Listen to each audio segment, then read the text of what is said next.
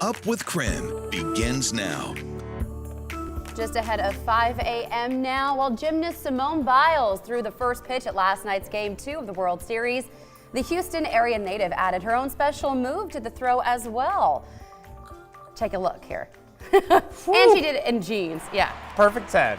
I think she definitely gets a 10 for that, and a strike. Yeah. She could be a multi-sport athlete at this point. I know. Well, they call her the GOAT, right? Absolutely. And she's not just one of the greatest of all time in gymnastics, one of the greatest athletes of all time. Full stop. Absolutely. All right, 5 a.m. now. Welcome to Up with KREM. Great to have you with us on our Thursday morning. I'm Jen York. And I'm Thomas Patrick. And yeah, great Thursday morning it is. It's been nice weather as of late here. The sunshine, it makes all the difference. That's also like the greatest of all time. Yeah. Is when we just get sunshine in our forecast. Well, what are we looking at today and to tomorrow? Hey, more sunshine. How about that? Smiles on everyone's faces, which is great at 5 o'clock in the morning because we're still about 2 hours and 20 minutes away from the sunrise. But yeah, we will have more than enough to go around during the daytime hours for today. Not much change in our weather forecast for this afternoon either. In fact, we're starting out, there is a little bit of cloud cover, but 36 degrees is about where we were yesterday. So not much change there. Just a couple cool spots, including St. Mary's and Deer Park in the 20s as of now. But yeah, that looks pretty similar to what we had yesterday. I think our model almost overestimates how much cloud cover there's going to be. I think it'll be mostly sunny all day long. Temperatures again getting into the mid to even upper 50s for this afternoon. But moving forward, the winds are going to be a big story heading into Friday. Strong southerly winds at first could end up gusting as strong as 45 miles per hour during the late afternoon with a very strong cold front that passes through the area. So we'll be timing out that cold front and tell you when the winds will be strongest and when we might see a few showers for the inland northwest. It is 5:01 now, Thomas. Thank you. A teenager is expected to take a plea deal today, accused of making threats to a Spokane high school. Prosecutors say he made death threats to students at Lewis and Clark High School. KREM 2's Nicole Hernandez is live in the studio now with details. Good morning. Yeah, good morning, Jen. So Ryan Lee is going to be in court this afternoon. Court records say that the teen reached a plea deal in his case. Lee is expected to take that plea and continue on to sentencing today. At this point, we don't know the details of that deal, and Lee has been arrested 4 times since he allegedly made that initial threats back in 2018. He was charged with harassment, cyberstalking, and communicating with a minor for immoral purposes. In September, a judge threw out a confession Lee made to police after determining it was not valid. And we will have someone in the courtroom this afternoon, and we will keep you updated with any new information online at krem.com. I'll send things back to you, Jen. Nicole, thank you. Let's kick off our morning rush. A citizen tip led to the arrest of a North Idaho kidnapping suspect. Police arrested Bradley Walters Tuesday in Spokane. A witness recognized the 20-year-old from TV and called authorities. Officers say he was wanted in connection to the kidnapping of a 15-year-old girl. They say he tried to run away during his arrest, so he is also facing obstruction charges. Spokane Regional Health District leaders are seeing a spike in hepatitis A cases. Doctors diagnosed 47 patients with the disease. That's a big difference compared to just 3 cases reported in June. Health leaders say it mainly impacts people experiencing homelessness. The risk to the general population is low. Well, Washington State has received nearly $5.3 million in grants to cut down on the rape kit backlog. The grants will go towards testing and tracking unsubmitted rape kits. We'll also expand DNA collection from offenders. Last spring, lawmakers provided funding to hire more scientists and expand state facilities to help process the kits faster. And there's an estimated 10,000 untested DNA samples in the state. Former Gonzaga men's basketball players had some playing time in the first night of the NBA regular season. Pacers player Domantas Sabonis scored 27 points and 13 rebounds. Rui Hachimura started for the Wizards. He had a double-double in his NBA debut, and he racked up 14 points and 10 boards. Zach Collins started for the Blazers. He scored 8 points and had 5 boards. Brandon Clark came off the bench for Memphis. He scored 8 points and 7 rebounds. And Kelly Olynyk also came off the bench for the Heat, scoring 7 points and 8 rebounds. Well, that's your morning rush. More news in less time. You can let us know what's happening in your neighborhood by using the hashtag #UpWithKREM. Election day is less than 2 weeks away, and right now voters can find political ads on TV and on radio. So no on Initiative 976. It's on the November ballot. It's the first initiative on the ballot. It's the first thing you're going to vote on. Well, Initiative 976 will place a cap on car tab fees at $30. A viewer reached out asking how it could impact funding for the North Spokane Freeway. KREM 2's Tim Pham verifies.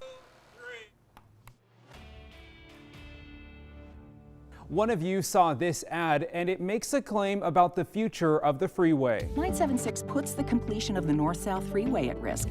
So could this project take a financial hit if 976 passes? To verify, we checked in with both sides of the initiative and reached out to Washington's Office of Financial Management. 976 would limit annual license fees to $30. Opponents say it does more than that. They say it would halt progress on transportation projects. Do you care about the North Spokane corridor, which is going in behind us? Do you care about the Barker Road project? You name it in transportation, and I-976 will attack it. We dug into the funding sources of the North Spokane corridor. You can see the majority of the funding comes from the Connecting Washington package passed in 2015. At a press conference last month, contractors with WashDOT said the project is fully funded. This we can verify. But there's more to it. Cheryl Stewart is the executive director of the Inland Northwest Associated General Contractors. They are the primary contractors for freeway projects in the state. Transportation budgets are passed 2 years at a time, and this statement was made based on projections with the current budget. Stewart says this could change if 976 passes. Projects are going to suffer. Doesn't matter what account they're in. Projects are not going to get done. Tim Iman, the co-sponsor of the initiative, says otherwise. He argues the measure won't affect funding for transportation projects. In a statement to KREM 2, he calls his opponents' claims are threats, lies, and scare tactics. He explained gas taxes pay for highways and roads. Car tab taxes do not. Not a penny of the car tab tax goes to roads. The government spends car tab taxes on non-road stuff. The State Office of Financial Management sent us this chart, mapping out a total revenue loss of about nearly $2 million across multiple accounts if 976 passes. But there's no specific mention about Connecting Washington funding, which again is the primary source for the North Spokane corridor. So no, we cannot verify that the North Spokane corridor will specifically take a direct hit, but it is a possibility if funding is cut at the state level and money is moved around between accounts. With your Verify, I'm Tim Pham, KREM 2 News.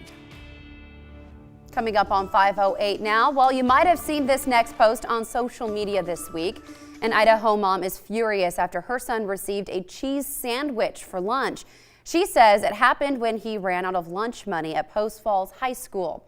He did have $1.82 in his account. A school in New Jersey is also taking lunch debt to a step further. Students with outstanding balances are banned from prom. So this morning we want to know what you think. Should students be punished for outstanding lunch debt? You can vote all morning long on the new KREM 2 mobile app. And in our area, the Post Falls mom posted this photo on Facebook. According to the school district, students who run out of lunch money do not get to choose their entree. They either get a cheese or peanut butter and jelly sandwich. There was absolutely no protein in that, and the bun looks stale and moldy.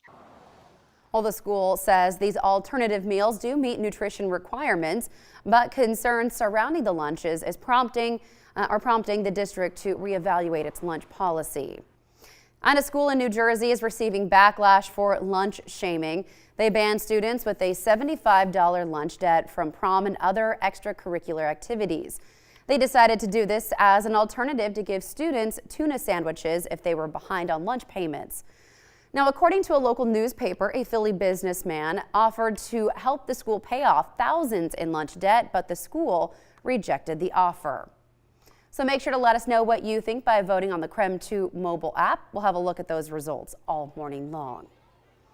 It is coming up on 5:10 now, and so they say there is reasoning behind your cookie craving.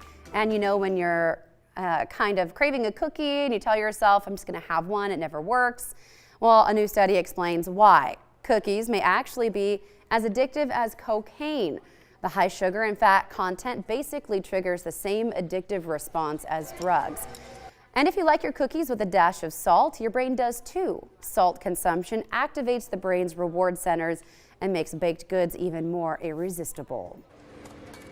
Well, new research shows phone use may be connected to how much caffeine teens consume.